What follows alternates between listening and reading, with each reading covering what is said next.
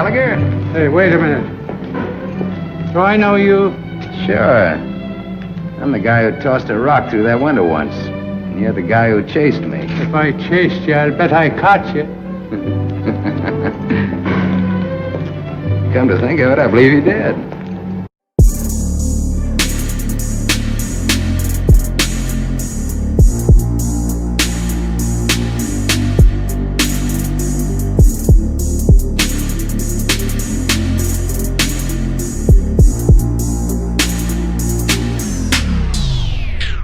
If you love listening to this show, please consider giving a rating and a review on Amazon Alexa or wherever you listen. We want to continue bringing you this amazing content, and part of our ability to do that means that we need a big audience. Now, it may not seem like much, but rating and reviewing the show will help more people find us, just like how you found this show. Simply on any podcast platform, search for a show, scroll down to the bottom, and push 5 stars. It's that easy. Thanks for supporting the show.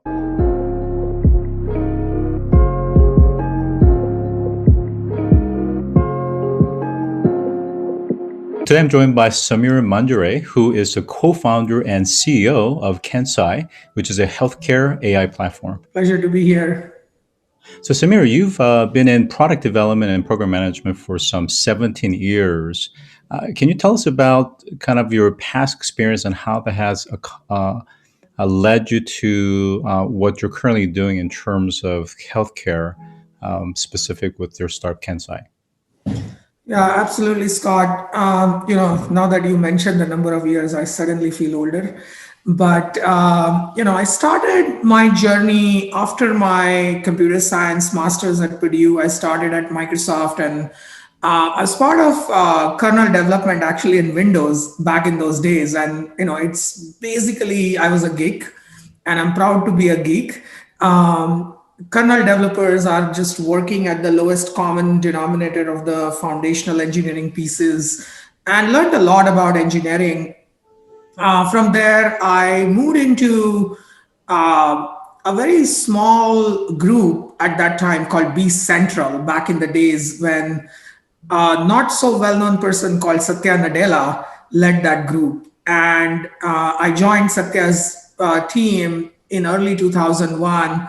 And this was when cloud was not cloud. It had not been recognized, and Satya had the foresight to kind of think about cloud and cloud-based applications, and learned a lot about how the world is going to transition from on-prem into cloud, big data, ML, AI. Continued that journey and learned a lot beyond just engineering into product management. Typically just taking the product from concept to the market, thinking about the go-to-market strategies, alignment with marketing, sales, etc. And really, learned the whole spectrum of things to run a business end to end. And in 2015, I decided after 17 years at Microsoft to kind of take those learnings and really apply it for kind of building a company that is not just about let's go after and solve a problem, or how do we kind of figure out a way to create social impact in parallel, right? So that's why I chose healthcare, where there were lots of interesting problems and applications for healthcare ML AI. And, as I have done this for the last 5 years, built a great team. But one learning that I always take from my work with Satya is, be a learn-it-all, not a know-it-all, and, just continue to learn on this journey. And just there's so much more to do here.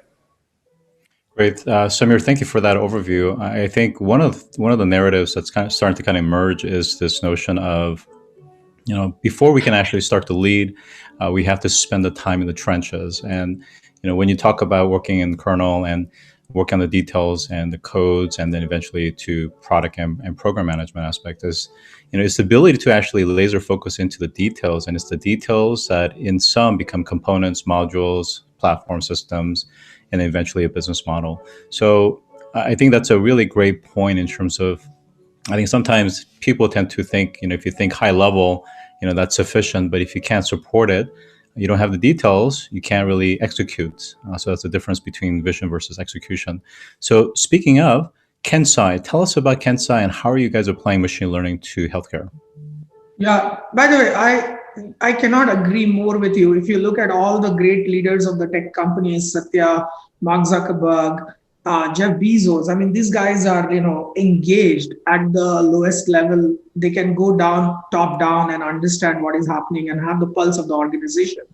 And that's the new way of thinking about this, right? So having gone through those motions, it gives you a perspective of how the vision needs to be translated into execution. Big believer in that. Um, as you think about healthcare ML and healthcare AI, right? I mean, it's still a nascent field, but the motivation of KenSci and how it came about, right? I mean, if you think about, I'll start at a macro level a little bit, Scott, right? I mean, 2008 was when meaningful use was passed by Obama administration. And what that did was it basically mandated the healthcare provider organizations to start digitizing all the records, right? So EMR, which is electronic medical records, was only adopted by 9.5% of the total hospital systems in United States in 2008. So we're talking like just a decade old phenomenon. And fast forward a decade, 95% of the healthcare organizations are completely digitized with an EMR. So a lot of data has been collected in the last 10 years, petabytes of data. The second thing that has happened is healthcare organizations, which were more very risk averse, hadn't moved and adopted cloud. A lot of those guys are starting to move to the cloud just to even be able to take care of that data and understand what they can do with the data, which was not collected with analytics in mind. It was a result of meaningful use. And lastly, as you have seen, the various incentives have been changing in the healthcare world between providers and payers.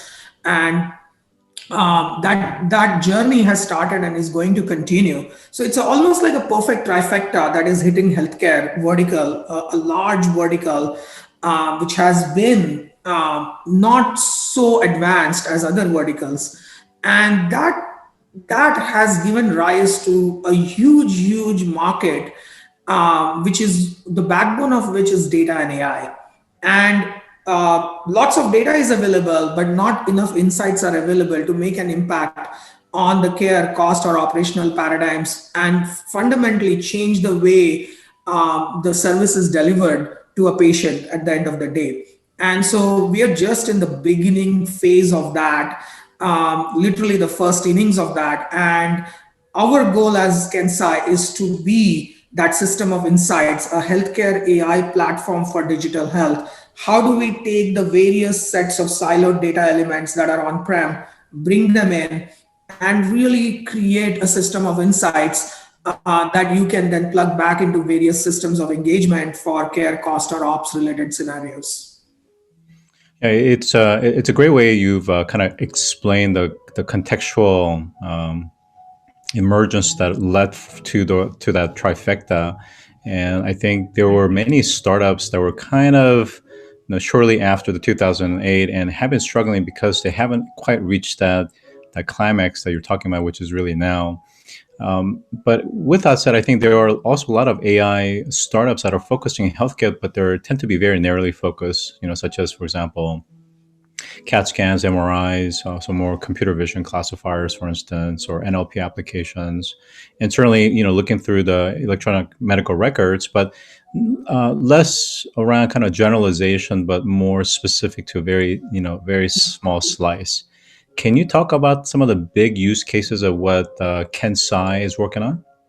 Yeah, absolutely. And at the end of the day, the goal of the tech is to solve various kinds of a specific use case or various kinds of use cases that deliver value, either in terms of outcomes or in terms of some kind of betterment of care, right? So from that perspective, the approach that we have taken, right, is there are in healthcare, there are many different use cases. You can either concentrate on just one use case and become amazing at that, right? I mean, there are many companies who do a great job of some of this. The approach we have taken is slightly different. We've taken a platform-centric approach where The premise behind this is that when you're solving, let's say, a length of stay optimization problem within a hospital system where you're trying to figure out what is the best or the most efficient way to kind of manage the bed capacity or manage the flow of the patients through the entire continuum of care. Um, the 95% of the data that you process and create feature groups or advanced kind of Lego blocks to be able to enable MLAI kind of techniques to happen, 95% of that work is common, whether you're solving for, let's say, a length of stay optimization or a readmission or a discharge disposition or whatnot, right? So what we have done is we have created that amazing network effect where the platform that we have sets us up for the sphere, which is one or two use cases that we lead with in the operations or the cost domain. But it helps us kind of build additional use cases very quickly and create that network effect, not just within the organization we are serving, but also cross organization. And that is the power of the technology that is encapsulated in the AI platform for digital health that we provide to our customers. All right, so just to be clear, you guys are ingesting everything from operational data, medical data, patient data, as well as the billing data as well. So what you're saying is you have essentially kind of a strong enough baseline foundation of broad-based algorithms, and then depending on the specific use cases, then you can actually have different levels of tiers, so almost like a neural net, layers of pieces that can go either more specific and more focused. Is that right? Yeah. And you always start, like, if I think about the journey of data, from data to kind of feature groups to models to solutions to outcomes, you always start with the end goal in mind, saying who is needing this prediction. With this prediction, who is going to be served, who is the user, who is the enabler, etc. And you work backwards to say, for this prediction to happen, where does this need to happen? What models do we need to build? For these models, what kind of data do we need? For this data, where does it reside in the system? So you create that entire arc. But as you create that arc, you don't create it just for that solution, because majority of the backend pieces can now be applied to another set of solution, which can be stood up very quickly. And not just by us. We are the only vendor perhaps out there that takes the approach of build plus buy, right? So the idea here is that healthcare systems have amazing set of people within their organizations, the IT teams, the emergence of the data science teams, the analyst teams. And so the idea here is, how can we enable them to also then start building on top of this infrastructure that we have laid up, so that they don't have to incur the cost of every new solution again and again, and they can manage a lot of these things within the house. So truly make it a system of insight, which becomes their backbone. Just like there is a systems of record, there is a system of insight from KenSci. And now you can basically, rapidly build many different solutions in-house on top of it without duplicating any work. All right, so we have a kind of a broad spectrum where you have companies like, let's say, McKinsey or other consultancies that's really trying to take more of a purely professional services and data science approach, right, from outside in, to those startups that are simply saying no code, hook in the API, will give you insights from day one, no training needed. So what is that fine line in that spectrum where there is some fundamental best practices around how to structure the data, how to transform it, integrate it, clean it, remove the bias, make it HIPAA compliant, all of those things get to a certain point. But then once you have some of those key foundational pieces in, to your point, now some of the specialized experts within the healthcare area can actually run their own specific sets of use cases and so forth, using some of the feature set. And by the way, how is that different from the the IBM Bluemix, Watson, and Azure and everyone else? That's basically more or less saying a similar message. So very good question, and super deep question actually. This is really a deep question. So I love this. I'll answer the first part and then get on to the second part about IBM Watson, right? So healthcare has been traditionally a very bespoke kind of vertical where there is a lot of services, professional services, and the last mile is very different, the first mile is very different, and the veracity, velocity, and the variety of healthcare data is very different, which leads to all these different kinds of issues. More and more standardization is happening, more and more interop initiatives are coming up, not just for ingest, but also the how you kind of present some of this in form of an API or Fire or whatnot, right? For the last mile to consume. A lot of work still to be done. So there is no silver bullet in healthcare where which you can say that, okay, this is a completely like turnkey or like a customized thing end to end, right? So the idea is what are the bigger friction points, right? So today, if we think about it, how do you extract the data from EMRs, bring it over for certain set of at least use cases within care cost, right?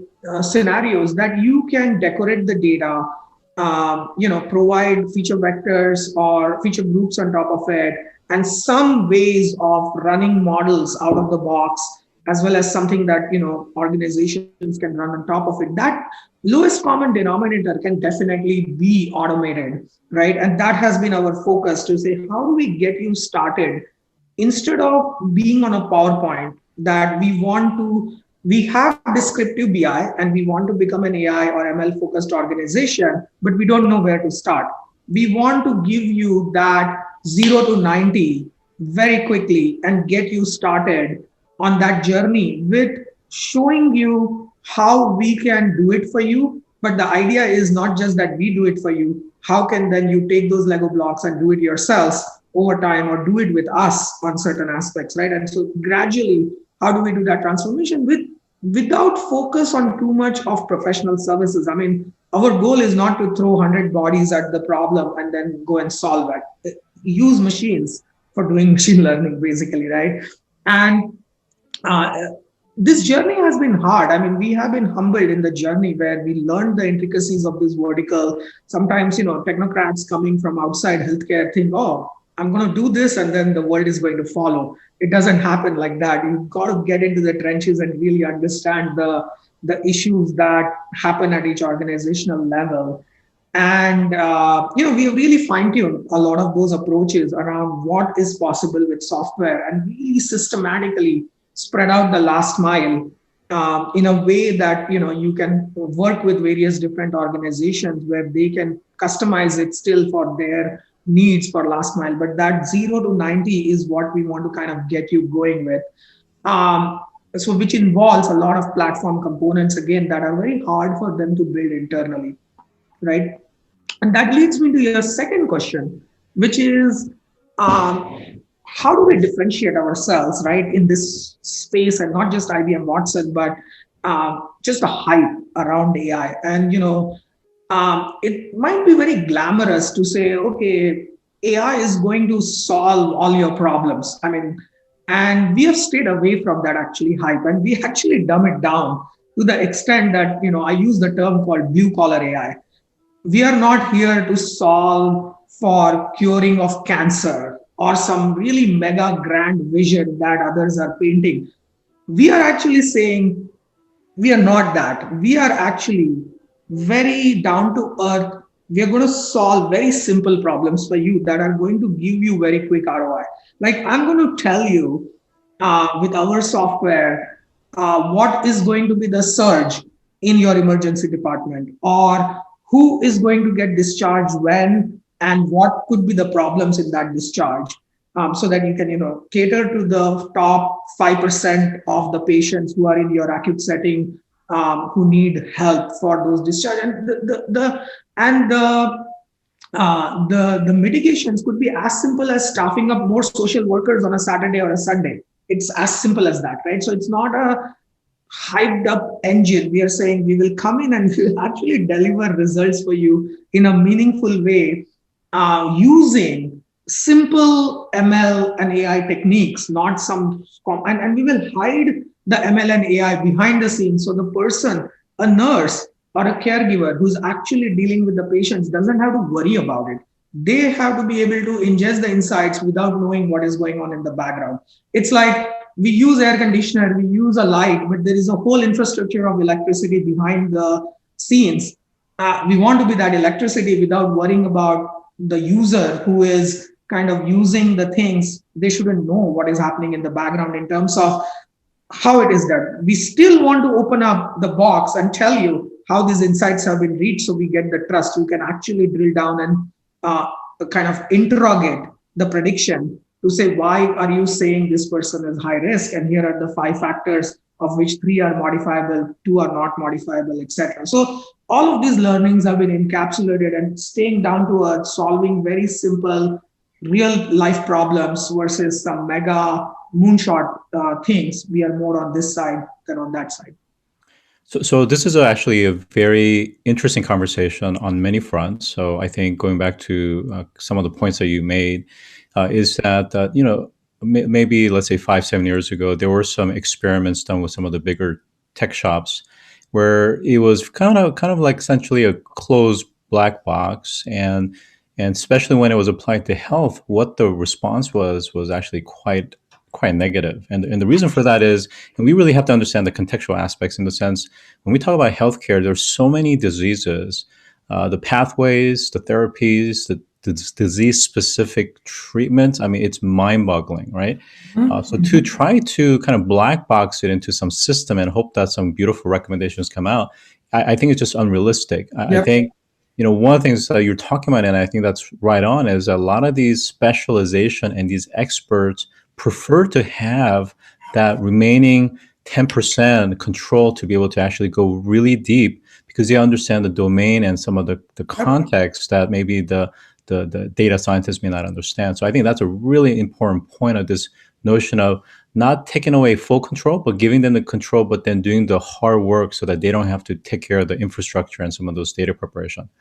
The other point that you make, which I think I don't hear often enough, and I do appreciate what you're saying, is this notion of expectation setting. I think many times when we talk about machine learning, deep learning, neural nets, we kind of sell it as a miracle drug that can solve all things, when in fact, it has to be relative to where they are in their digital transformation and journey. Like I said, they've just, not even 10 years ago, have really started to come on to EMRs, and now they're starting to actually use this digitized information.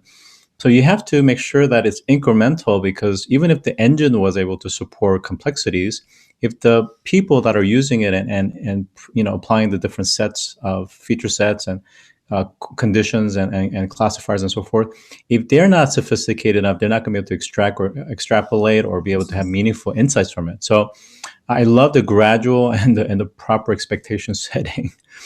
We're running out of time, so I want to talk about COVID.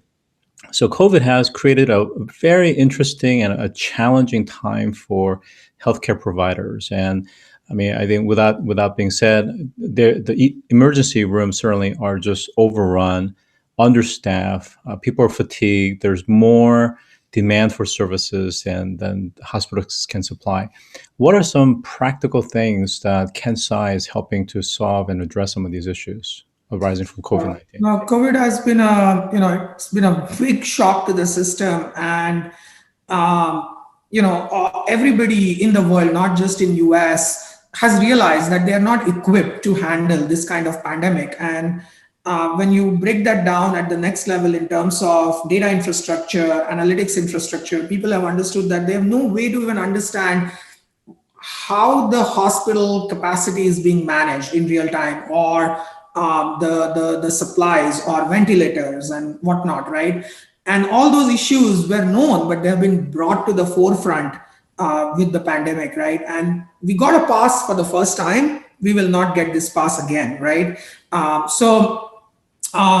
of the things that we have done a lot of work in the last 1 year, especially with a lot of our existing customers, is we have this platform which has a real-time component where we get all the notifications, HL7 messages in real time, near real time, around any new lab is entered, or a new admission happens, or a new drug test is administered, et cetera, et cetera. So all of these are different HL7 messages. We trap all those messages, bring it in, transform them in near real time, run models on top of it through the same infrastructure, and present the findings in various different kinds of use cases. And there are different dashboards for emergency department, inpatient, etc. So what we call a kind of a command center for all these hospital systems. And a lot of those have been very useful because there is no such mechanism that exists today,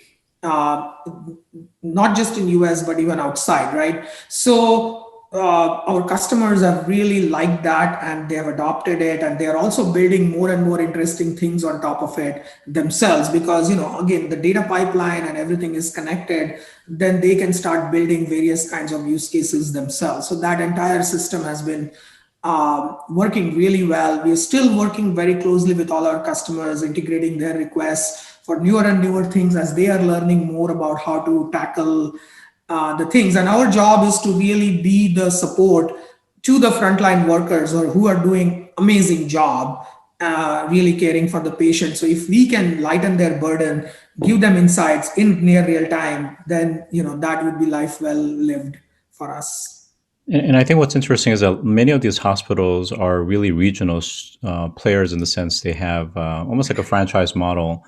So being able to actually look at it from not only the hospital local data set, but also across their locations within, let's say, Northern California, for instance, they can start to really think about resourcing properly, whether it's the vaccine distribution, storage, to the staffing of the emergency workers and staff, for instance. So correct. Super interesting. And to your point, is this notion of real time, which I think in the past has always been challenging. It's always been historical. But now the command center is up and running. It's available real time for them to make decision support. So with that, I've been joined by Samir Manjure, who is the CEO of KenSci. Thank you for joining today. Thank you so much. Take care. If you've enjoyed this episode, take a moment to rate our show on any podcast platform that you listen to. Scroll down to the bottom and push 5 stars. It's that easy. And as always, thanks for listening.